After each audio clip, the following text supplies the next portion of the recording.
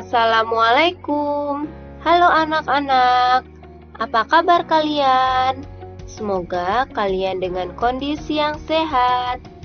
Hari ini kita akan belajar mengenai tema 2, udara bersih bagi kesehatan.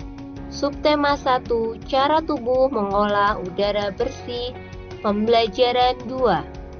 Sudah siapkah kalian dengan pembelajaran kita kali ini? Bu Guru akan membacakan tujuan pembelajaran kita. Yang pertama, anak-anak akan mendeskripsikan organ pernafasan. Yang kedua, membaca teks. Yang ketiga, membuat bagan cara kerja organ pernafasan manusia. Dan yang terakhir ada ciri lagu bertangga nada mayor. Nah, sekarang di sini ada gambar orang yang sedang menghirup udara. Lalu, bagaimana manusia itu bernafas? Sekarang, coba kalian hirup udara yang ada di sekitar kalian. Apa yang kalian rasakan? Pastinya yang kalian hirup merupakan oksigen melalui hidung. Dan yang kalian hirup itu merupakan oksigen. Dan yang dikeluarkan yaitu karbon dioksida.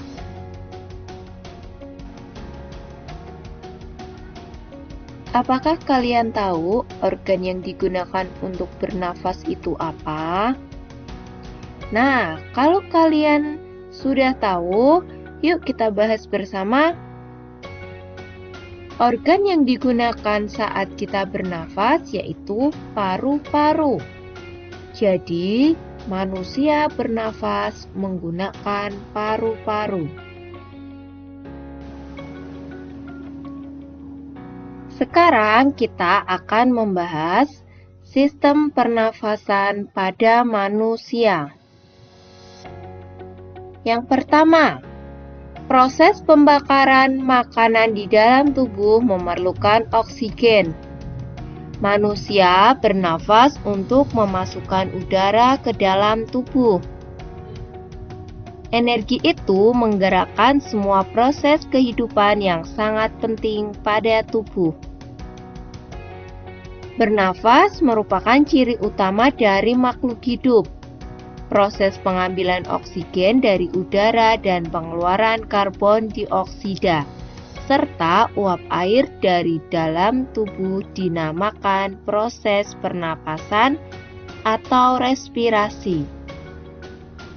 Organ pernafasan pada manusia terdiri dari hidung, faring, laring, trakea, bronkus, bronkiolus, paru-paru, dan diafragma. Yang pertama, kita akan membahas bagian-bagian hidung. Nah, udara segar yang masuk ke paru-paru melalui hidung, sebaliknya ada udara kotor keluar dari paru-paru melewati hidung. Di dalam rongga hidung terdapat rambut dan selaput lendir.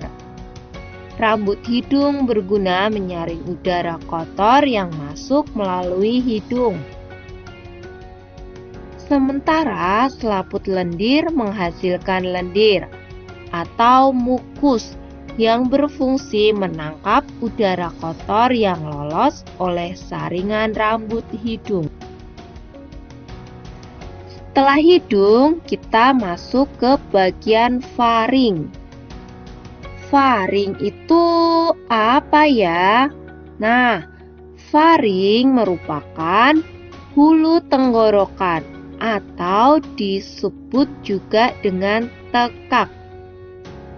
Saat udara masuk melewati faring, antara rongga hidung dengan tenggorokan, ada bagian yang selalu terkoordinasi dengan baik. Katup rongga hidung disebut dengan tekak. Nah, setelah tadi faring, kita menuju laring. Dari faring, udara pernafasan akan menuju pangkal tenggorokan, atau disebut juga dengan laring. Laring tersusun atas kepingan tulang rawan yang membentuk jakun.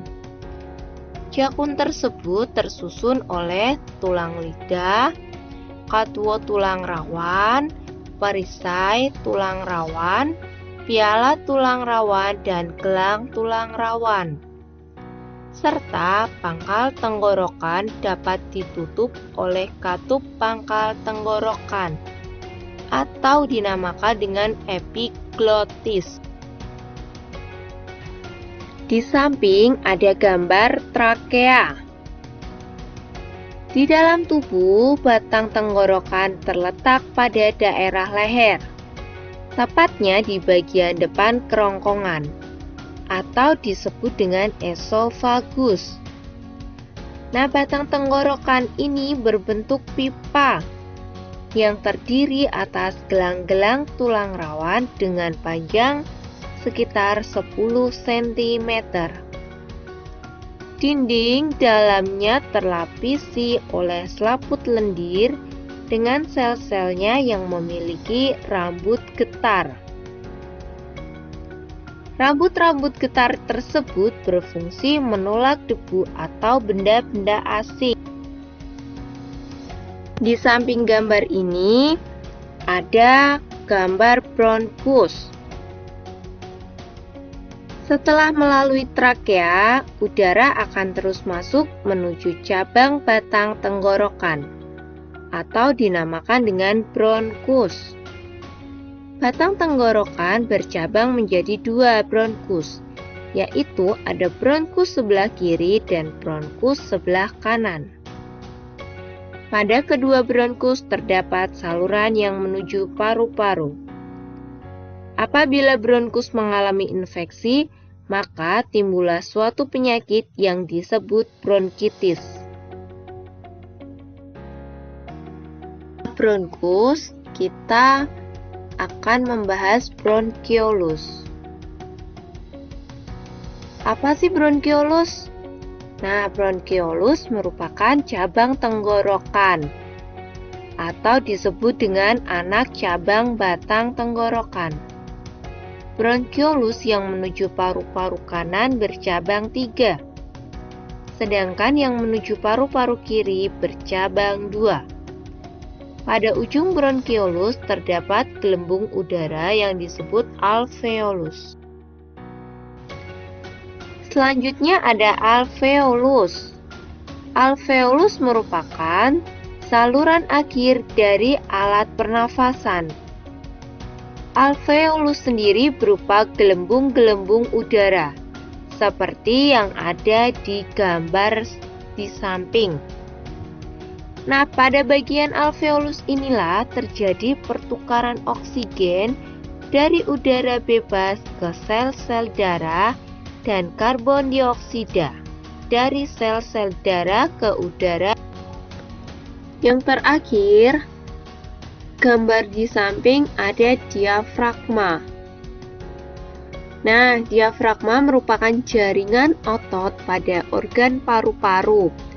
Letaknya pun ada di bagian bawah, yang memiliki kubah dan menjadi langkah awal pernafasan itu dimulai. Ketika kamu bernafas memulai menarik udara atau inspirasi, diafragma akan berkontraksi, mendatar, dan ditarik ke bawah. Gerakan ini juga memicu pernafasan perut pada manusia. Sebaliknya, ketika kita mengeluarkan napas disebut ekspresi. Kalian tadi telah memperhatikan penjelasan dari sistem organ pernafasan pada manusia. Sekarang coba perhatikan gambar ini yuk. Ibu akan menunjukkan anak panah. Nah, anak panah ini menunjukkan bagian apa ya? Ya, tepat sekali. Itu merupakan bagian trakea.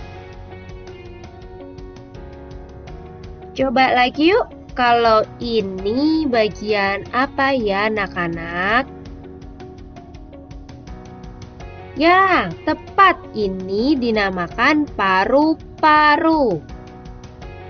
Berarti kalian sudah paham tentang sistem organ pernapasan manusia ya anak-anak. Sekarang kita lanjut yuk. Anak-anak, setelah kalian dapat menentukan informasi penting dari teks bacaan sebelumnya dan juga mendengarkan penjelasan mengenai organ pernafasan manusia dan fungsinya, kini kalian dapat membuat kalimat tanya. Tentunya kalian harus mengetahui ciri-ciri kalimat tanya. Nah, untuk ciri yang pertama, penggunaan tanda baca. Tentunya tanda baca digunakan di akhir kalimat tanya, yaitu tanda baca tanda tanya. Untuk ciri kalimat tanya yang kedua, pada umumnya diawali dengan kata tanya. Kata tanya bisa kalian istilahkan dengan adik Simba, yaitu istilah yang memudahkan kalian untuk mengingat kata tanya apa saja yang akan digunakan untuk membuat kalimat tanya. A untuk apa, di untuk di mana, K untuk kata tanya kapan, C untuk kata tanya siapa, M untuk kata tanya mengapa, dan B untuk kata tanya bagaimana. Nah, untuk ciri kalimat tanya yang ketiga, yaitu biasanya sering juga disertai dengan imbuhan kah dan partikel lain. Contoh dengan imbuhan kah, seperti apakah, dimanakah, kapankah, itu dapat kalian gunakan untuk membuat kalimat tanya. Dan tentunya untuk contoh partikel lain, seperti kata ya kan, itu juga bisa kalian gunakan untuk membuat kalimat tanya. Anak-anak, untuk contoh kalimat tanya dan bagaimana cara menjawab kalimat tanya. Nah, ini Ibu Guru contohkan. Kata tanya yang digunakan yaitu kata tanya apa, dan tentunya diakhiri dengan tanda baca, yaitu tanda baca tanda tanya. Nah, contoh kalimatnya seperti apa saja organ pernafasan pada manusia. Nah, tentunya cara menjawabnya, kalian sebaiknya mengulang sebagian dari kalimat tanya tadi, tanpa menggunakan kata tanya apa dan tanda tanyanya. Nah, kalian boleh gantikan dengan kata adalah. Jadi, jawaban untuk pertanyaan kalimat tanya tersebut yaitu, organ pernafasan pada manusia adalah hidung, faring, laring, trakea, bronkus, bronkiolus, paru-paru atau alveolus. Nah, kalian paham kan cara membuat kalimat tanya dan cara menjawabnya? Anak-anak, kalian sekarang boleh mencoba untuk membuat kalimat tanya sendiri. Tentunya dengan menggunakan kata tanya yang sudah Ibu tentukan, yaitu kata tanya di manakah dan mengapa kalian gunakan untuk membuat kalimat tanya. Jangan lupa kalian nanti juga harus menjawab pertanyaan yang kalian buat. Nah, untuk menjawab ayo mencoba ini, kalian nanti boleh menuliskan di kolom komentar setelah pembelajaran nanti. Anak-anak, setelah tadi kita menyanyikan lagu Bendera Merah Putih secara bersama-sama, ternyata dari lagu tersebut kita belajar mengenai tangga nada. Nah, tangga nada yang kita pelajari yaitu tangga nada diatonis mayor. Nah, sebelum kita mengetahui mengenai tangga nada diatonis mayor, tangga nada merupakan susunan berjenjang. Misalnya do, re, mi, fa, sol, la, si, do. Dalam seni musik ada jenis tangga nada diatonis. Tangga nada diatonis terdiri atas 7 nada. Tangga nada diatonis dibagi lagi dalam 2 jenis tangga nada, yaitu tangga nada mayor dan tangga nada minor. Tangga nada diatonis mayor memiliki interval atau jarak nada 1, 1,5, 1, 1, 1,5. Coba kalian perhatikan contoh urutan tangga nada diatonis mayor berikut. Dari C ke D itu jaraknya adalah 1. Dari D ke E adalah jaraknya 1. Nah, dari E ke F dan B ke C, C tinggi, itu jaraknya setengah. Atau dalam notasi nada 1, 2, 3, 4, 5, 6, 7 dan huruf I itu adalah merupakan dapat dibaca dengan nada do, re, mi, fa, sol, la, si, do. Jadi 1 untuk do, 2 untuk re, 3 untuk mi, 4 untuk fa, 5 untuk sol, 6 untuk la, 7 untuk si, dan i untuk do tinggi. Jadi kalian bisa membacanya seperti ini. Do, re, mi, fa, sol, la, si, do. Nah, sekarang ciri-ciri tangga nada diatonis mayor adalah sebagai berikut. Tangga nada diatonis mayor jika lagunya bersifat riang gembira, bersemangat, biasanya diawali dan diakhiri dengan nada do, namun tidak menutup kemungkinan diawali dengan nada 5, yaitu nada sol, atau 3, yaitu nada mi, yang diakhiri dengan nada do. Nah, itu merupakan ciri-ciri tangga nada diatonis mayor.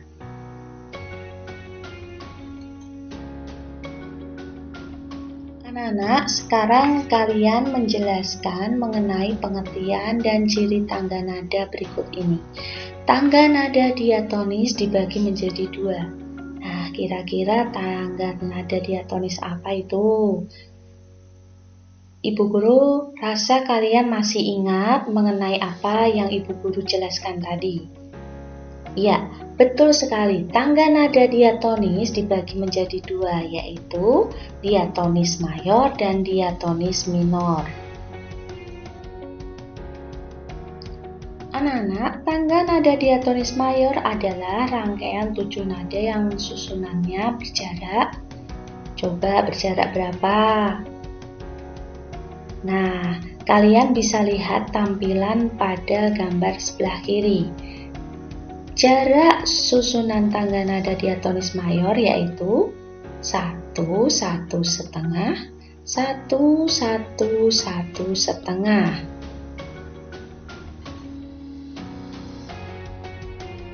Untuk pertanyaan selanjutnya mengenai ciri-ciri lagu bertangga nada diatonis mayor. Masih ingatkah penjelasan yang Ibu Guru tadi bacakan pada teks bacaan sebelumnya? Coba ciri-ciri lagu bertangga nada diatonis mayor. Dan juga kalian tadi sudah menyanyikan contoh lagunya? Ya, benar sekali. Lagu yang bertangga nada diatonis mayor mempunyai sifat riang gembira, bersemangat, dan biasanya diawali dan diakhiri dengan nada, ya betul sekali, dengan nada do. Anak-anak, sekarang kalian tebak manakah judul lagu berikut ini yang lagunya bertangga nada diatonis mayor. Ada contoh lagu judul Syukur, Maju Tak Gentar, Mengheningkan Cipta, Bangun Pemudi-Pemuda, Indonesia Pusaka, dan Garuda Pancasila. Mana yang bertangga nada diatonis mayor? Iya, benar sekali, yaitu judul lagu Maju Tak Gentar. Kira-kira mana lagi yang bertangga nada diatonis mayor? Iya, betul sekali anak-anak. Untuk judul lagu Bangun Pemudi-Pemuda itu adalah bertangga nada diatonis mayor. Ada satu lagi yang bertangga nada diatonis mayor, yaitu judul lagu Garuda Pancasila. Nah, ini adalah 3 contoh lagu yang bertangga nada diatonis mayor. Ada Maju Tak Gentar, Bangun Pemudi-Pemuda, dan Garuda Pancasila. Anak-anak, setelah kita mempelajari pembelajaran hari ini, maka kita dapat menyimpulkan bahwa hidung, faring, laring, trakea, bronkus, bronkiolus, paru-paru merupakan organ pernapasan pada manusia. Yang kedua, kalimat tanya dengan menggunakan kata tanya istilah adik Simba, maka informasi penting dapat kita temukan. Dan yang ketiga, bersifat riang gembira, bersemangat, diawali dan diakhiri nada do merupakan ciri tangga nada diatonis mayor. Anak-anak, kalian sekarang mulai mengerjakan soal berikut ini. Soal pertama, etika batuk dan bersin. Nah, kalian baca dulu untuk teks bacaannya, pahami dulu, baru menjawab pertanyaannya. Etika batuk dan bersin, seperti hal lainnya, batuk dan bersin juga memiliki etika. Banyak orang yang salah langkah saat mengalami batuk dan bersin. Kebanyakan malah menutup mulut dan hidungnya dengan telapak tangan. Meskipun tujuannya baik, namun hal ini belum tentu benar, karena kuman dapat berpindah ke tangan dan menyebar tanpa kita sadari melalui sentuhan atau bersalaman. Lalu, bagaimana etika batuk dan bersin yang benar? Berikut caranya. Yang pertama, tutup mulut dan hidung menggunakan tisu atau lengan baju Anda bila batuk atau bersin. Buang tisu yang sudah digunakan ke tempat sampah. Cuci tangan dengan menggunakan air bersih dan sabun atau pencuci tangan berbasis alkohol. Saat Anda flu atau batuk, gunakan masker agar orang lain tidak tertular. Tidak meletakkan masker bekas dipakai pada leher, karena bisa menyebar kembali virus dan bakteri ketika digunakan kembali. Nah, untuk teks bacaan ini diambil dari Komite PPI, yaitu Pengendalian dan Pencegahan Infeksi Rumah Sakit Awal Bros Pekanbaru. Nah, sekarang perintahnya, pilihlah jawaban yang tepat sesuai dalam teks bacaan di atas. Pertanyaannya, apakah yang harus dilakukan ketika kita tiba-tiba bersin atau batuk? Nah, di sini ada 3 jawaban yang tepat untuk menjawab pertanyaan ini sesuai dengan teks bacaan di atas. Nah, kalian boleh memilihnya. Dari 3 ini, pilihlah salah satu untuk jawaban yang paling tepat. Simpan dulu jawaban kalian, nanti boleh kalian tuliskan di kolom komentar setelah pembelajaran berikut ini. Anak-anak, untuk soal yang kedua, kalian pahami dulu untuk teks bacaan berikut ini. Mengenal sistem pernapasan manusia. Setiap manusia yang hidup pasti bernapas. Untuk melakukannya dibutuhkan susunan organ untuk mengambil, mengatur, menyebarkan, menukar, dan mengeluarkan gas atau udara. Organ-organ tersebut membentuk rangkaian yang bertanggung jawab atas semua proses di atas. Jika selama ini kamu menganggap manusia bernapas menggunakan paru-paru, paru-paru merupakan organ terpenting pada sistem pernapasan manusia yang memiliki peranan paling besar untuk mengatur jalannya oksigen di dalam tubuh. Mengutip Life Science, manusia membutuhkan oksigen agar semua bagian dari tubuh bisa menjalankan fungsinya.